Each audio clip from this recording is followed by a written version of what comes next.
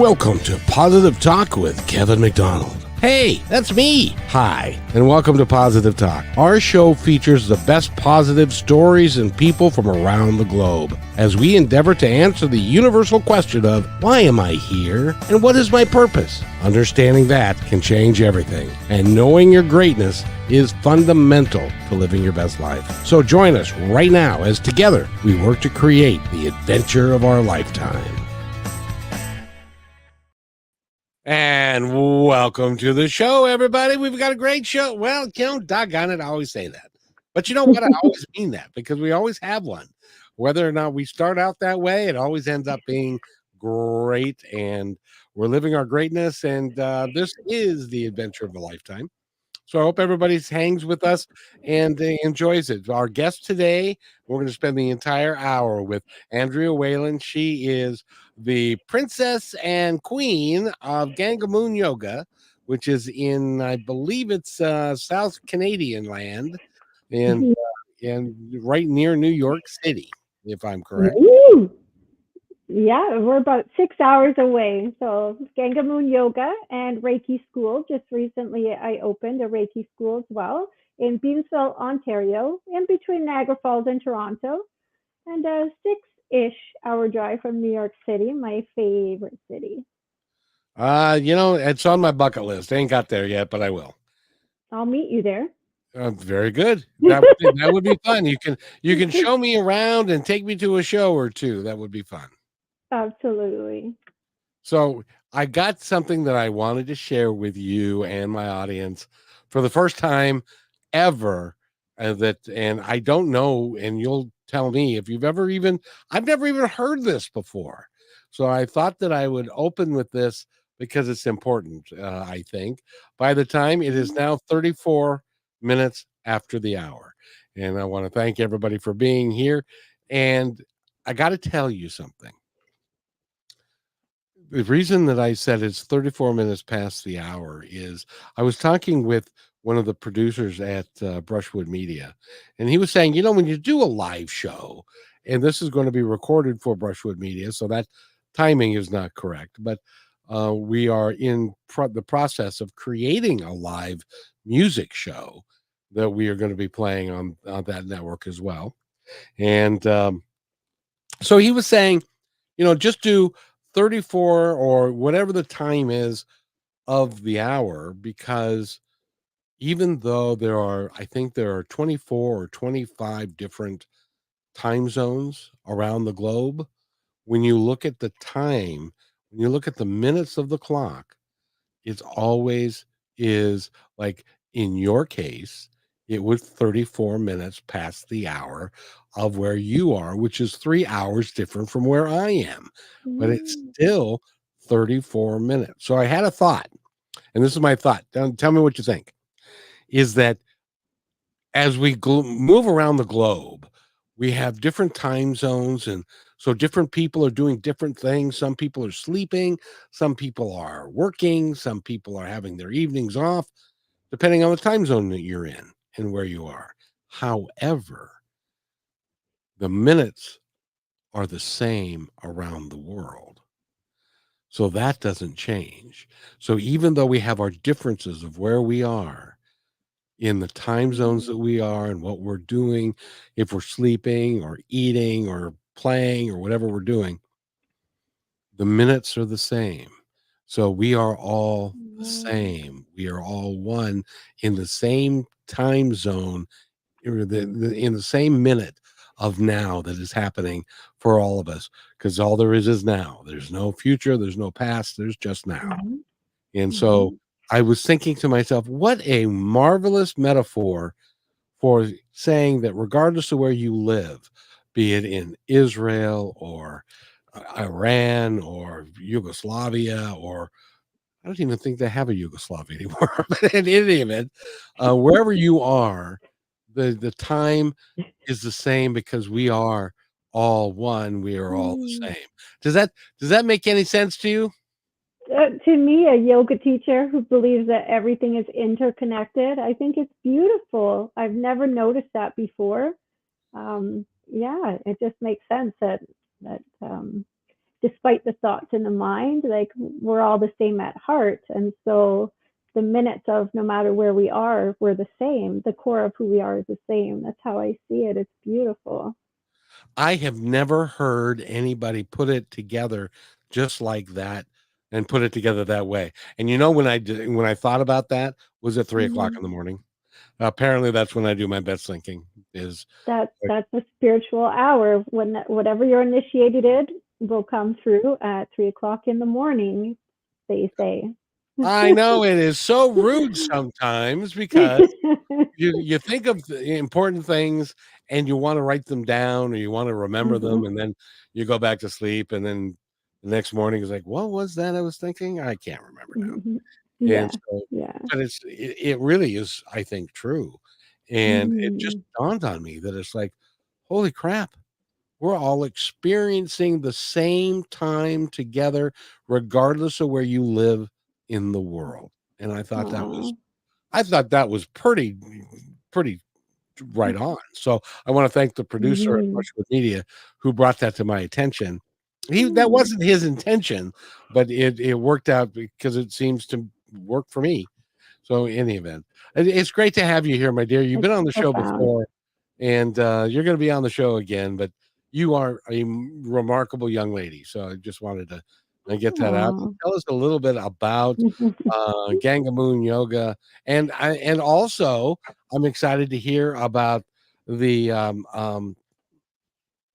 morphing into the.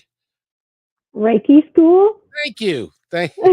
I don't know why I couldn't say that. I couldn't remember that. Reiki. Have you heard of Reiki before? Oh, yeah, it's absolutely. It's an Yes. energy healing program. It's very much if you for those of you who may not have ever experienced Reiki, but you've experienced a massage, like a real light massage, Mm. there is an energy flow that happens between the masseuse and you, and it's the same thing with Reiki, only they don't touch you. You don't need to be touched because it's all energetic. Am I correct? Mm. Yeah, yeah, for sure. There's distance Reiki healing and there's hands-on Reiki healing. And Rei, the REI of the word, means universal, and Ki or Chi is energy. It's a universal energy and it's available for anybody. And yeah, the Reiki master, which I've been about 20 years or so, long before I ever went into yoga. Reiki was one of the things that I used to help heal. And so it's nice and exciting that at my yoga studio I'm now able to offer um, teaching people level 1 Reiki, level 2, and then to be a Reiki master themselves. Essentially, it just lets in a little more light and love and expansion of thoughts into the world, which is a beautiful thing in my eyes. Well, we seem to be needing some of that these days. Mm-hmm. It would be really nice if we had a lot more love and light and more acceptance of each other. And sometimes that kind of thing can be very helpful. It also can be very Mm-hmm. therapeutic, can't it? Yes, absolutely. Yeah, because sometimes you just can't heal with conventional things or with doctors and medicine. And sometimes it just takes somebody's hands on you with the skills and with the proper technique, and the energy moves in the way that it needs to move. The body is always searching for that homeostasis. And so sometimes just having that Reiki healing energy on the body will just send the Reiki to where it needs to go so that the body can heal up whatever it's working on. Yeah, it's beautiful to watch the results, people coming in and then leaving.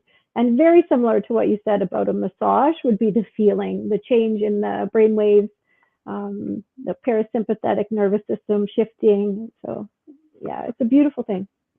Now, when you talk about, and then want you to explain for our audience who may be not exactly sure when we're talking about energy, what exactly universal energy is. Can you kind of explain the concept behind that and what it actually is? Um, Reiki is, so for me being a yoga master, sorry, Reiki master, it's almost like there are techniques that have been passed down from Usui Mikao, is the human in Japan that kind of developed this lineage that I am Usui Reiki master. Um, Basically, he had a life experience where he was trying to heal people. And what he discovered was that it wasn't until after he went on a 21-day journey that he could really have the ability to heal people. So he started to heal people. He saw it wasn't working. And then he took himself on a 21-day journey. So think of the hero's journey as much similar. They go beyond the borders of regular thinking, of regular life, and they have these experiential and very real experiences which alter them. And then he came back to the village and came back to heal people with his new knowledge, his new techniques, and things like that.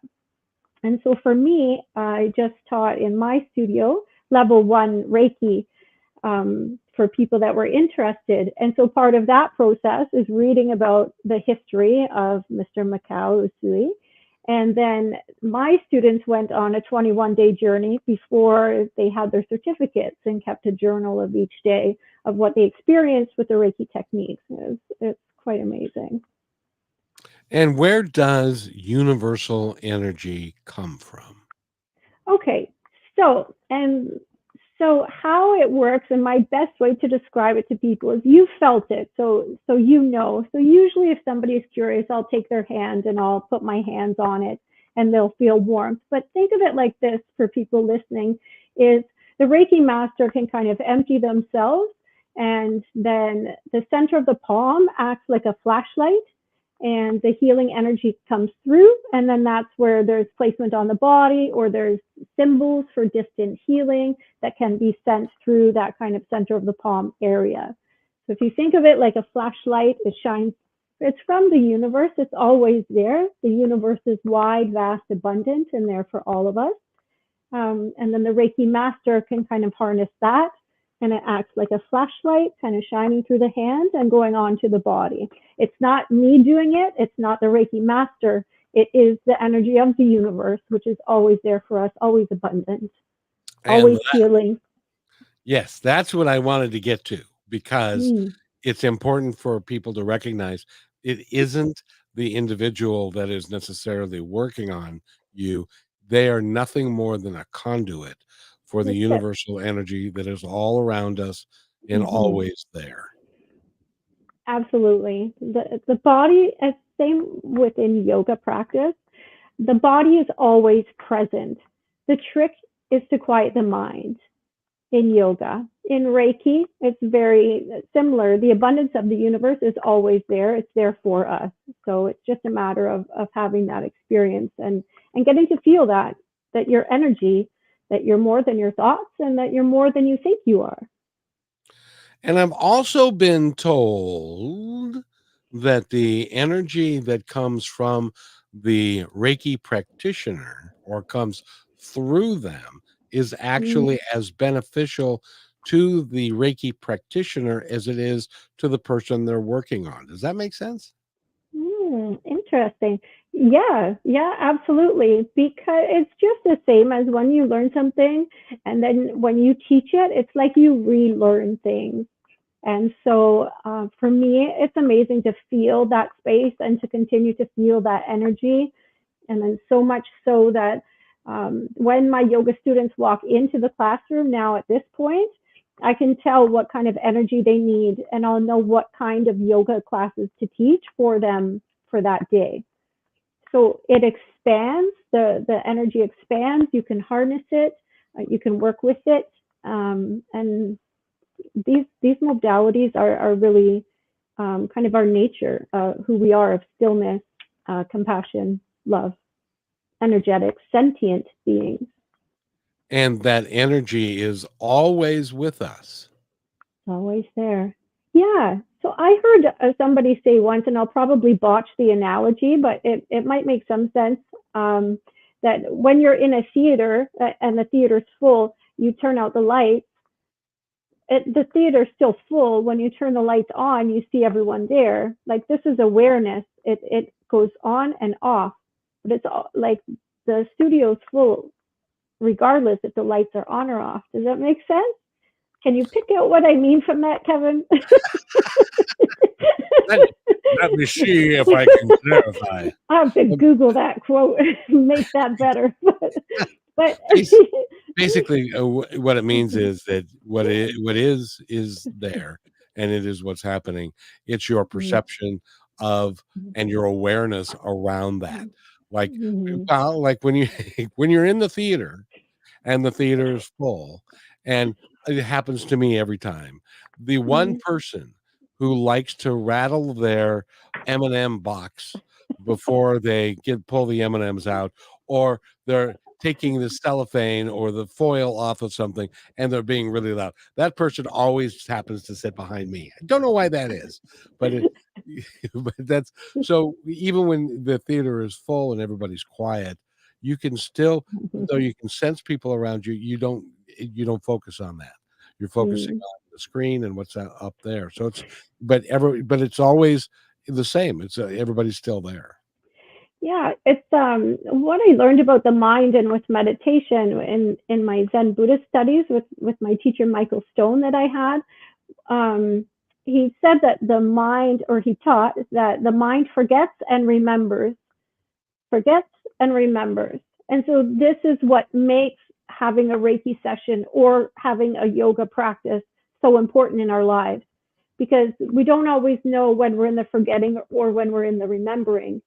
But if you go to yoga, say every Wednesday night, there you have something stable. You have that practice that goes inside the mind where you can't help but feel your stillness and peace at the end. And so in that moment, what I say to my students is before they leave, I say, you didn't come here to get enlightened. You came because you already are and you remembered. That's I love that's this stuff.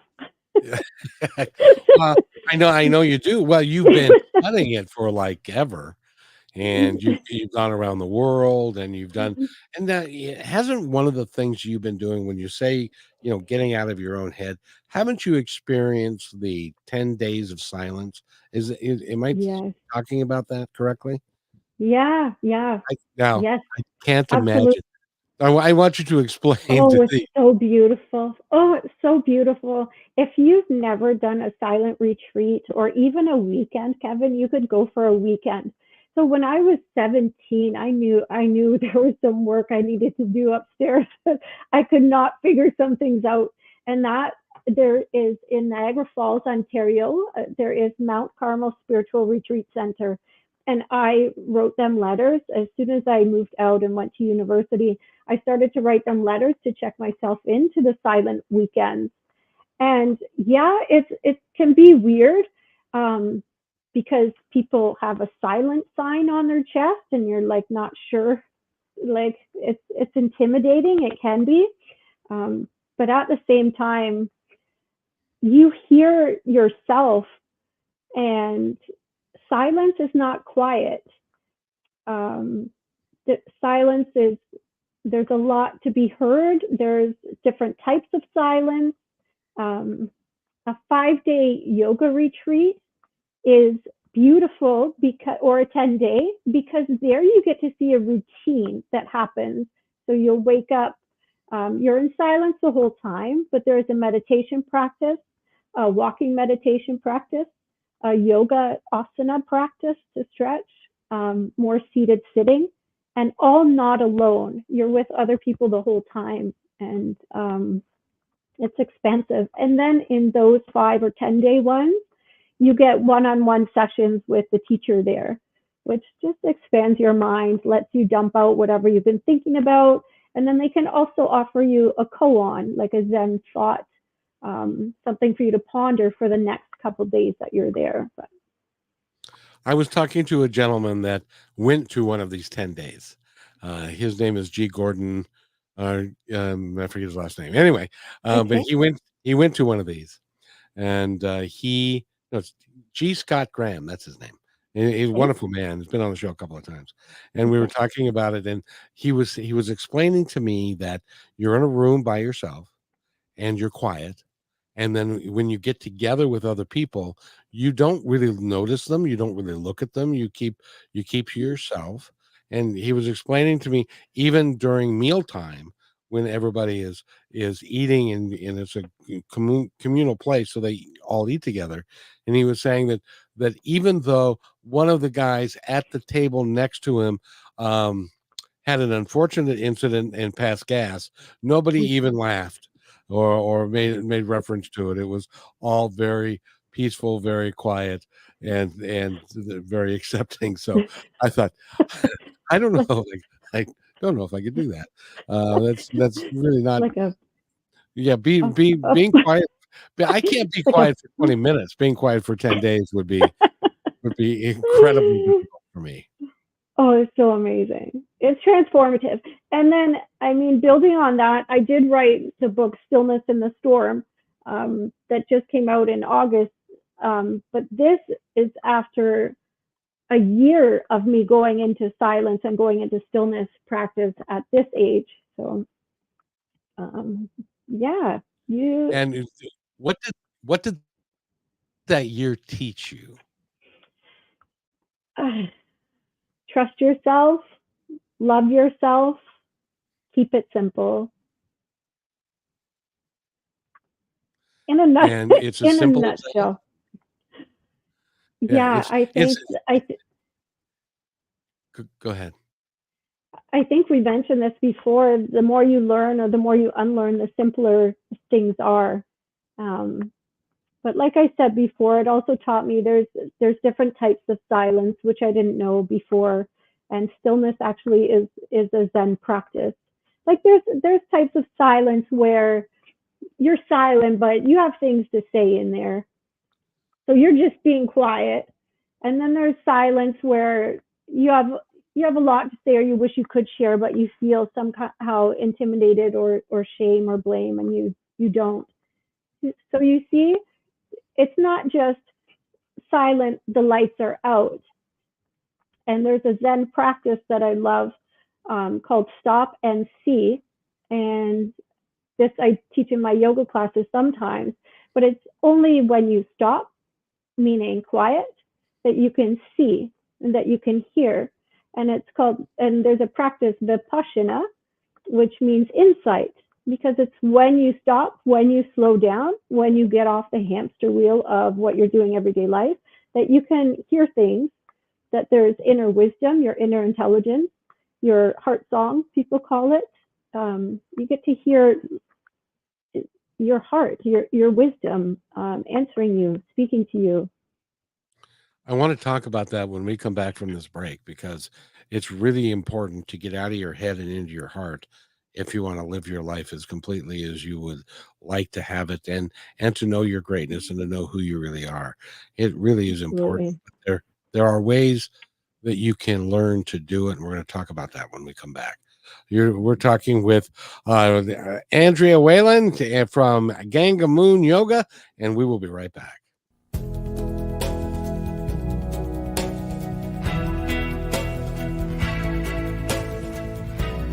They have your eyes. They have your ears. They have your smile. Now all they need is a little more of your time. Make a difference in your child's life, because anyone can be a father. It takes time to be a dad.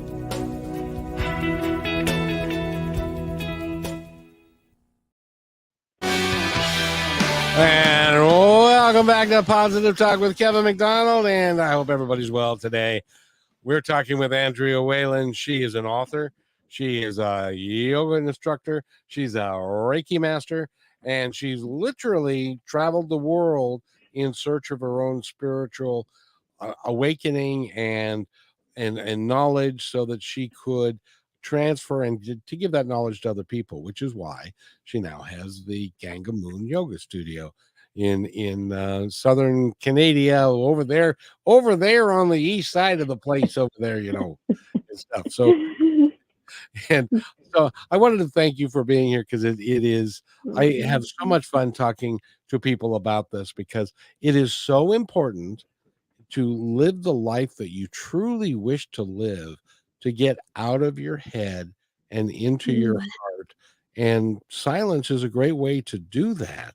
Um, Mm-hmm. But how do you achieve that silence, even though it's not silent in your own mind or in your own heart?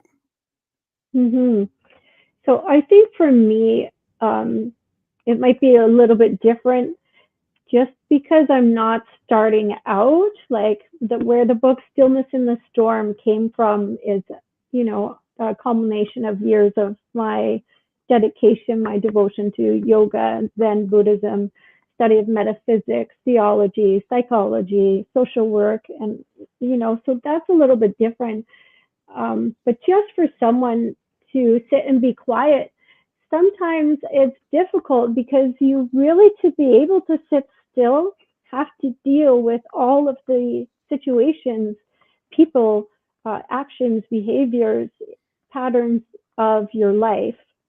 They all have to have a spot because some people don't sit still or can't close their eyes even because of trauma or anxiety, some things that have happened. So I think the very, very first step in having a practice of stillness, of quiet, is being able to just close your eyes for a few moments and just be okay with who you are, even just with attention on your breath, just for a moment.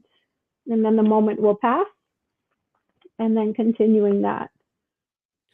Well, and the reason that I bring this up, Andrea, is because I have relatives that Mm-hmm. have and everybody has relatives, but mine are unique to me in that they are busy. They're busy all the time. Mm-hmm. They Mm-hmm. have 2 kids, they've got soccer, they've got baseball, they got basketball, they got all these things that they're doing, and they're working, and they're doing their house, and it's like they're Mm-hmm. always, always, always, always on the go. That doesn't seem to me to be a very healthy way to live. It would drive me absolutely crazy because you need Mm-hmm. your downtime, and when being quiet and allowing your subconscious and from my perspective, your guides and the other folks that are around you to help you and minister to you and speak to you. I think that's a very important aspect of life. What do you think? Mm-hmm. Um, I agree. I agree with you, but I'm wondering if it's like that for us because we've been through a lot of hard things, and I wonder if those busy people have or not, the ones that can keep going and going and going. For me, um, I couldn't stand my life for a long time, and at one point, I felt like I was left for dead. And so these are things that made me want to transform and made me want to be quiet and made me want to look within to see how am I contributing to this? It's not how I want to live. So what can I do to change it? And so I wonder if I'm sure we all have that capacity because if I can do something, we all can.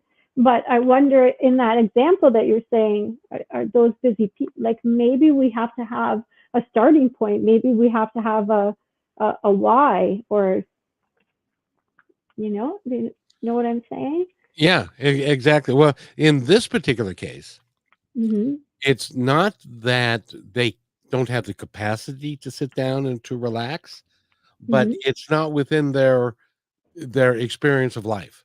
So they continue to do all of these things because they don't know that there's another way because that's all they've seen.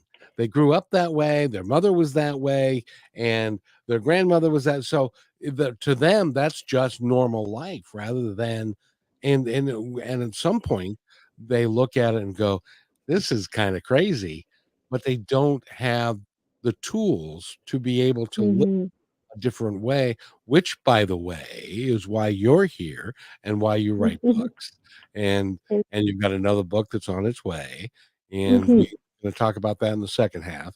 But that is but for some people, they don't they can't grasp like, I'll give you an example. The reason I brought up the 10-day retreat where you're quiet is Mhm. because in the normal school of thought that people have, that's not practical, it's not reality, Mhm. and Mhm. why would that be helpful? But in your world, in the way that you have lived your life, it has proved to be invaluable to you. Mhm. Yeah, and also just being a yoga teacher, when I first started, it's like how could I be the best yoga teacher that I can be? How can I really offer my students something?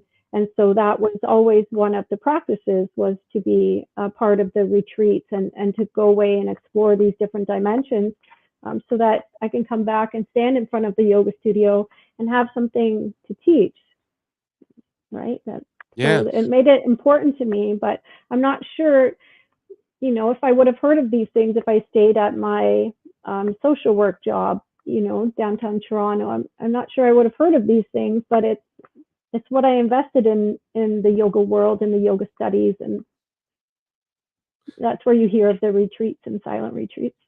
Well, exactly.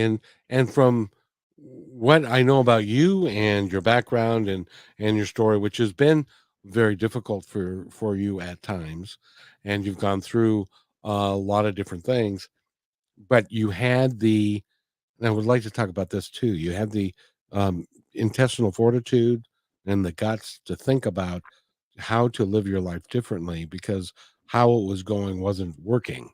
And so you made some changes, but there are lots and lots and lots and lots and lots of us and that don't understand or aren't aware that there is a different way to be. They're assuming that Mm-hmm. this is how life is, and you got to go do this, and got, rather than understanding that it's a portion of your health and wellness to be still Mm-hmm. and to be quiet and to go within and to let your Mm-hmm. heart speak and to use your intuition and all of the things Mm-hmm. that you see. For you, you've forgotten more than most people know about these topics. Wow. Well, it really is true, which is why I like to pick your brain, because there's so much in there that I want to get out from our audience to be able to That's understand that great. there is a different way. And Oh, now we need to take a quick break, and then we're going to come okay. back and we're going to talk about your new book that you have that's in process and Okay. all the things that you're working on. You're listening to Positive Talk with Kevin McDonald on the Brushwood Media Network. We'll be right back after these important messages, so stay tuned. You're listening to Brushwood Media Network, the best in syndicated talk, news, and entertainment shows. As you go about your daily life, look closer. As you gather with family and friends who love and support you, look closer. There are youth right in your community who don't have the home, warmth, and healing you have. So look closer. Every year across America, a staggering 4.2 million youth are homeless or trafficked.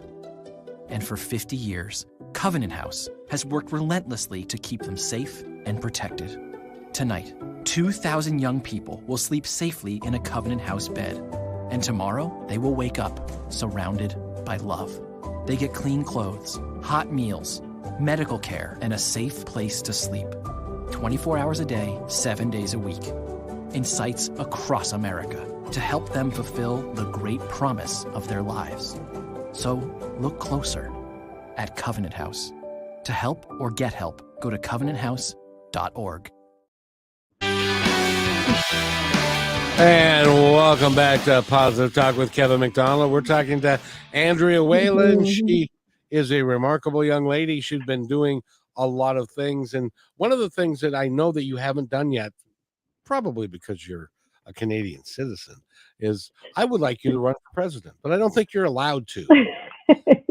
I do love Marianne Williamson, so I try and follow in her footsteps. So, Well, and that is a perfect example of what I'm talking about.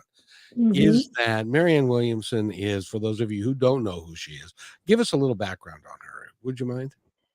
Marianne Williamson, if I can, she is a beautiful author, and she began giving talks on A Course in Miracles, the foundation of inner peace, in church basements. I think she started in Detroit. Where I found her was when I was living in New York City in 1999, and I came across the book and her works, and it was exactly what I wanted to do in my life. She wrote A Return to Love, a fabulous book, shifting your thoughts from fear to love. She taught every day about the importance of the daily practice of A Course in Miracles. I have her cassette tapes. I think she's written over 20 books. A Politics of Love. She ran for president just finished this year. She just wrapped up running for president this year to shift back to teaching about her spiritual stuff. We've met in Toronto a couple times. She signed my books for me. I love her. She's inspiring, speaks from her heart, also born in July like myself. See, you said a lot. You said a lot. See, and one of the things about her, she really is a special human being, and I don't think enough Mm-hmm. people know her for the person that she is. Because when you're running Mm-hmm. for politics or when you're running for president or whatever, there's a certain things that you've got to do and certain ways of presenting yourself. But that really isn't exactly who she is. She's a wonderful human being, and so it's worth knowing that she didn't get a whole lot of votes. She didn't get a whole lot of traction, and but that's because not enough people know the work that she does, who she is, and how good she could be. And so that's one of the reasons why you're here is because I want to help educate people on there's a different way to be. There's a in my opinion a better way to be. And Mm-hmm. you are when did this start for you? I know you had a difficult childhood. Did it start Mm-hmm. way back then? It started in university. It started when I left my family home, and then I started to notice. I thought life would be better because it was just childhood. So if I could just be away from that, then everything would be fine. But I had a chip on my shoulder, and I was angry, and I thought the world owed me something because I had made it. And I was in university despite odds and despite being told that universities don't take girls like me. And I started to notice a pattern of things that were getting worse and worse and worse. And after the third one, I was like, okay, wait a minute. The common denominator here is me. The people I look at and who I interact with this chip on my shoulder and with the anger, they don't look happy when they see me. They don't look nice. And that's not the effect that I wanted to have in the world. I've had that effect on me, and I didn't want anything that I did to make somebody else feel pain, stress, any of those things. And so I checked myself into anger management at university, and I just started to do everything to conquer every fear that I had, to conquer every thought that I had. I wrote down every thought of fear I had, and that was kind of the beginning. It was like the floodgates opened, the universe heard me, and yeah, that's You the know, start. if you were to say to me, Mr. Kevin, I'd like for you to tell me where you think that I need help. Anger management would not be one of the things that I would think because you are such a pleasant human being and you've got a great smile and Mhm. you don't appear to have an angry bone in your body. Yet I you don't. felt like well, you don't anymore apparently. No, But nope. how did you was it the course that you went into or was it all the work that you've done on yourself from that moment till this? Uh, but I would say the course opened my eyes into certain things. Um, but it's everything that I've done. It's really everything that I do and everything that I am I mean every minute's a choice, right? I always have a choice, but I've made my choice and I've cemented that time and time again. And so it's very strong for me that that's not how I'm going down, and that's not who I am. I think it's really cool that you I I know that you had a tough upbringing, you had a tough life early on, but I think that all of our experiences are brought to us so that we can become the people who we really are. And so you Mm-hmm. have learned through those experiences. And so there were bad, horrific, but at the same time, today they brought you to be the woman that you are, which is Mm-hmm. pretty remarkable. Which is a message that, and I didn't know, I just didn't give up. And it's the message of my first book, No Matter How Dark the Stain, Poems and Inspiration for the Woman in Pain. is that, it took me how long to realize, but it can take somebody else a shorter period of time. And that's why I'm here. Because really what I've learned is that the dark parts of my life and also the light parts of my life, it's all love. And that's the message. That's what brings me here, because I want other women to know that, because I know what it's like to be a woman in this world, and to have things happen to you, with babies or relationships, heartbreak, miscarriages, those kinds of things, violence against women. And that can be debilitating, and that can be your life story right there, period, the end. But if you choose to go a little bit further, or if you choose to look within, that doesn't have to be the end. No, It could, go ahead. yeah, that could be the beginning of something beautiful. And that's what I made it for myself. Dr. Phil once said on his TV show that for every negative thing that you call your child, you need 10 positive things that you tell them to overshoot that negative. And so when I checked myself into anger management, that's so many years ago, obviously decades, but I just continued on that path. I studied Reiki, Qigong. I walked on hot coals to try and, all kinds of really cool healing modalities. It was great. Wait a minute. You Oh, yeah. you can just kind of gloss over the fact that you walked on coals. I assume they were hot at the time you hot, walked on. hot coals. And And never got burnt. and, Yeah. and so how much vodka did that take in order to be able no, I'm kidding. Sure. Vodka was a quick 6-month stint, and that was the end of that. Now I know, got the lesson. But yeah, that's what I really like what you said about to pick your brain, because there's so much in there. And that's really why I like coming on the show, because if you can pick my brain and pull it out, I really believe that somebody else can benefit from my life story. So yes, I walked on hot coals. You know what, Kevin, you know what a really good point is, and you might agree or not, but you have to find good people. I sought for things. My head was a mess, and I opened the newspaper to look for a meditation teacher. I knew I was screwed up from childhood, so I looked for the spiritual retreat center, and I found teachers, and my one teacher, Elena Benoit, she she was from Russia and had some really cool stuff. And she taught me my first Reiki master courses. She taught me Qigong, healing energy. We walked on hot coals. She held eggs in places I didn't know that eggs could be held. And we're not going down that road. I can tell you that right now. It was healing. Well, that's really good. I guess. I don't know, but you've left me speechless. That's hard to do. She was a good teachers, like the spiritual teachers. They have some really cool stuff to offer, and that was the point. Is I've had a lot of good teachers.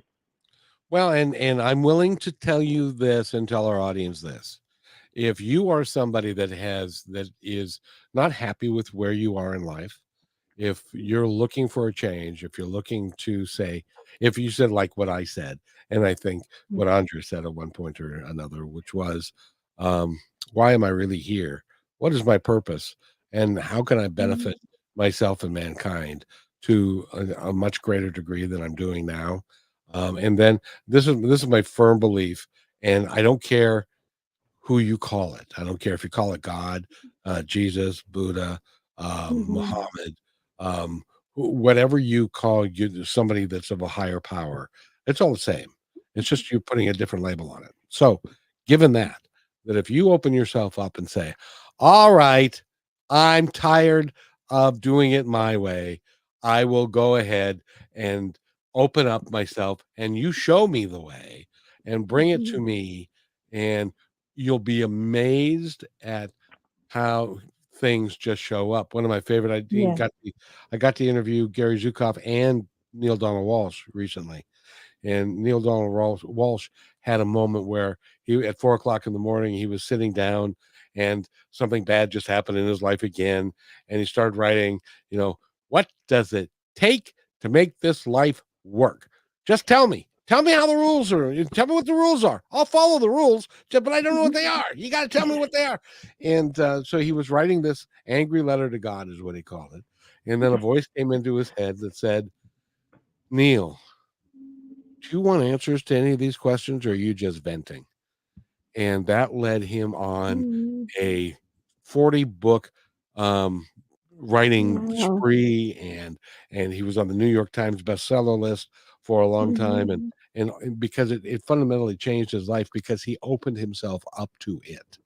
So if you say to yourself, okay, I've had it, I need a change, and I need you to help me. They're on the they're on the other side going, yay, finally. Hey, finally we've put all this stuff for them, and now he is ready to listen. So now we can act on it. Did you agree with that? I agree with that. Yeah. And we talked about that earlier. The universe is always waiting. It's when we're ready to take a step, but it's always there. But the trick is to quiet the mind and to know the ego speaks first and loudest. But underneath that, and in the quiet stillness and 3 o'clock in the morning, there's the universe is speaking to us. Everything here is a sign for us. And yeah, I 100% agree. I often say, just thy will be done. Not what I want, but thy will be done. And I don't understand it, but who would you have me speak to? What would you have me say? Show me the way. And when you do that, it is amazing the people that just magically show up in your life, the opportunities that just magically show up in your life, that you have no earthly idea where they come from or how they get there, but they just show up. And then it's your job to recognize it, to act on it, and to follow the lead that you're being given.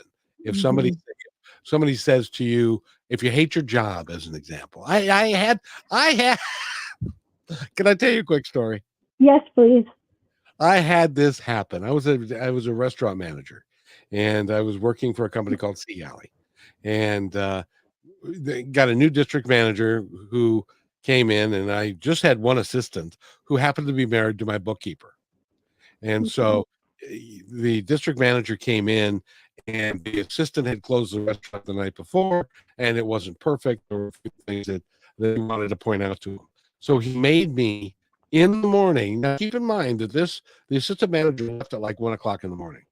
At 9 o'clock in the morning, he had me call the assistant manager up and say, I need you to come in. And so he came in, and the district manager started ranting and raving with him. And he said to the district manager, do you want my keys? And meaning that you want me to quit?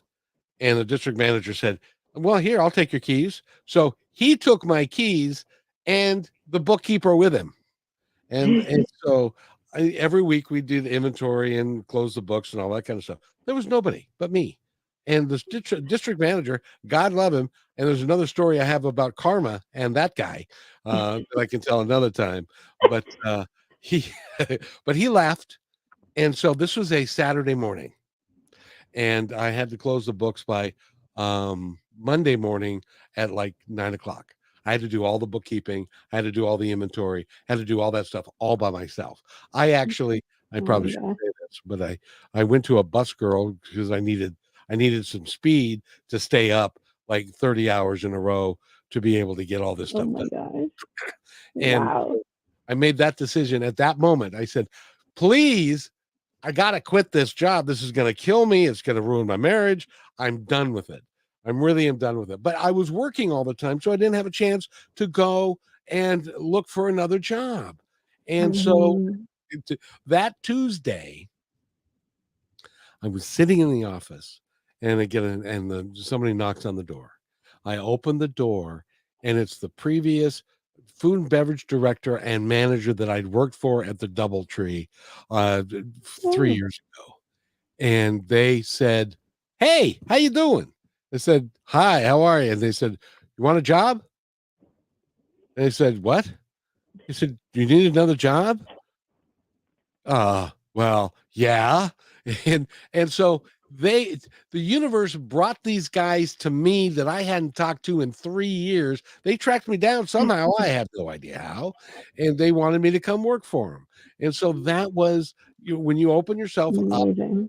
that story was like, holy mackerel. And so I talked to them. I quit my job with with the Sea Galley that day. And Oh. and so those things can happen if you're open to them. They happen to me Hmm. all the time. Did they bring DoubleTree cookies? No, they were starting a brand new company, and so they wanted me to be the building services manager someplace else, and so I did that for a while. This was before DoubleTree had great cookies. This Those are great cookies. they really. So, but my point there is that if you open yourself up to it and Mhm. you're clear, the wonderful things can just happen for you Mhm. in the most Yeah. unique ways, and it's just incredible. And Yeah. so that's important for all of us to understand, I think. It is. Yes. Absolutely. I mean, the your ship is sailing somewhere regardless anyway. So just taking that extra moment or just being able to say, you know what, I surrender, just thy will be done, or whatever you would have me do, please show me that. I mean, it goes a long way in setting the sail, and setting the direction, right? Oh, absolutely. So, By the way, we're talking with Andrea Wehlann. When we come back, she's got 3 books out and another book that's on its way. We're going to talk about all 4 of them when we come back for our last segment. So stay right where you are. We'll be right back. A lifetime of savings can disappear overnight. Millions of dollars are stolen every day from unsuspecting older adults by family members, caregivers, and trusted professionals. If you suspect financial exploitation, call the Elder Care Locator at 1-800-677-1116 or go online to the National Adult Protective Services Association to be connected with help in your area. And welcome back to our last segment with Andrea Wehlann. She is with Ganga Moon Yoga. Just all you got to do is Google Ganga Moon Yoga. That's Ganga Moon Yoga, and she'll pop up all over the place. So if you want to get in yeah. touch with her, if you want to work with her, and she would be Mhm. a great person to sit down and talk to, and can kind of put you on the path to where you want to go. And Mhm. speaking of where you want to go, you're still in the middle of Mhm. this wonderful journey, and you're an author now. You've written 3 different books. I Mhm. highly recommend the 3 of them. The one that I think that would be really cool is 365 yoga inspirations for inner calm amidst chaos. That is something that Yep. she's written for you to do every day for a year, just a little Mhm. journaling and some little sayings and stuff. I think and I would do that in the morning. When you wake up in the morning, stretch a little bit Yeah.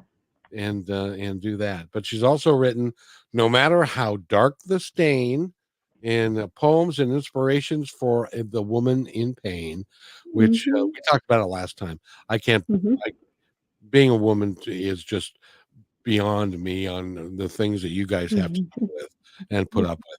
And then the other book is Stillness in the Storm, a conscious daily journal of yoga and spiritual healing. But Yeah. then there is another book that is rattling around somewhere. I didn't know how connected they all were. So the first book, No Matter How Dark the Stain, is really putting all those pieces into place of what happened, why it happened, finding words for events and situations. Deeper Days, the next one that you mentioned, Yoga Inspirations. This one, you can just open your coffee while your coffee is being made. This is the art of concentration. Collaboration harmonizes. Just remembering the one thought from each day keeps connection from your head to your heart. This is the art of concentration. This is where you can have the beginnings of peace. So you put the pieces away. You have words for everything that happens. then you can start to add a practice of concentration with deeper days. You can start to see that you can hold on to things without the destruction of the past intervening. And then that's what led me to the stillness in the storm, really being able to go that year of being in stillness, of being in quiet. And journaling is a big part of that, writing down what you hear. But none of these books, I wouldn't be here without the power of prayer, without my relationship to God, and to the higher power in the universe. And so I'm really excited. Hopefully it'll be 4 books in 4 years if I get it out properly. But all the chapters are on the living room floor right now, and it'll be a book of prayer. There'll be poetry, prayer, but just how I use that. There was probably a good couple years that I just wrote everything to God. I wrote prayer, and I believe it was like a vacuum or a tunnel, magnetism, a manifestation, some kind of powerful energy that got me to the next step in my journey. But without it, nothing would be here. And so it's really important for me to have a book of prayer, of devotion, just to honor that. I'm in one of those phases now too, where I'm writing out my prayers every day as well. So it's important. It's very important that you follow your heart and do what is in your heart to do, and you follow in your intuition, because I firmly believe that everybody that's an author, everybody that's a musician, everybody that's a playwright, all of you are following your intuition, and that is coming from someplace other than yourself, someplace greater than. Amen. And so if you are Amen. interested in following your heart, and if there's a message in there that says you need to start writing now, don't argue with it, just start writing. The subject will come to you, the ideas will come to you, and it'll just flow. Because if you don't do that, then you're just going to be wasting away. And the whole idea of life is to be there on the last day and to be able to say what Andrea will be able to say, which is, I don't have any regrets. I lived my life fully, and I left it all out there, and I didn't waste it. That's the message. Yes, absolutely. Yeah, and that's why it was so important in Stillness in the Storm to have the pages that just have gentle prompts, because you need to write. There's a song inside all of us. There's a book inside all of us. And as soon as you start to write, that intersection of putting that, what you hear, onto paper, there's an intersection there. There's a still point to stillness in the storm, and you can write that, but it frees up space. As soon as you write, even if you just write, I hear something, I don't know what to write, just writing that frees up space in the mind, and something else will come, because it's never empty. There's no holes in the ocean. It's always, the universe is abundant and full and great, and it's always speaking to us. So as soon as you write, just even that little piece, I don't know what to write, that makes space for the next thing to come. You are so right. I have talked to, you would not believe the number of people that I've talked to that say the exact same thing. It's like, this is what I have been told to write, and I can't get past it. If I don't write it, then nothing else comes until I do write it. Yes, that's it. Yeah. And so they're smarter than we think they are. That's for sure. Well, that's all I'm hearing is prayer book, like the book of devotion, like prayer book. I'm like, okay, fine. It's all over the living room floor. So it's like, I hear you. And yeah, but that voice gets stronger and stronger the more you listen to it. So it's nothing to be afraid of. If you might feel like you're weird, but that's okay. Weird means supernatural if you look it up. So, Andrea, if somebody wants to get a hold of you, how do they do it? Find me on social media, Ganga Moon Yoga or Andrea L. Wehlann. It's just spelled tricky, Wehlann on Instagram, LinkedIn, free videos on my YouTube channel. Yeah, please find me. You are an inspiration. You're fun. The shows that I do with you are always different, and they're a lot of fun, and I want to thank you for coming. Thank you for having me, Kevin. Thank you. And we'll do it again, doggone it, because you're just that special. In your up Aw. there in that Canadian place where they're nice people are up there, I think. So Lots of wineries. Yeah. perfect. Well, so we have those in Washington too. We've got a bunch of those. So anyway, Nice. Andrea, thank you. I've got to go, but it's been an awesome pleasure to talk to you Thank you today. so much. We'll Thank do it you. again. Much love. Thanks for listening to this episode of Positive Talk with Kevin McDonald. Our purpose is to provide everyone with a positive, entertaining, and educational experience. I would love your feedback and comments about the show, including possible topics and great guest suggestions. Please email me at kevin@kmmedia.pro. And remember, be kind to one another because each other's all we've got. That's Kevin@kmmedia.pro.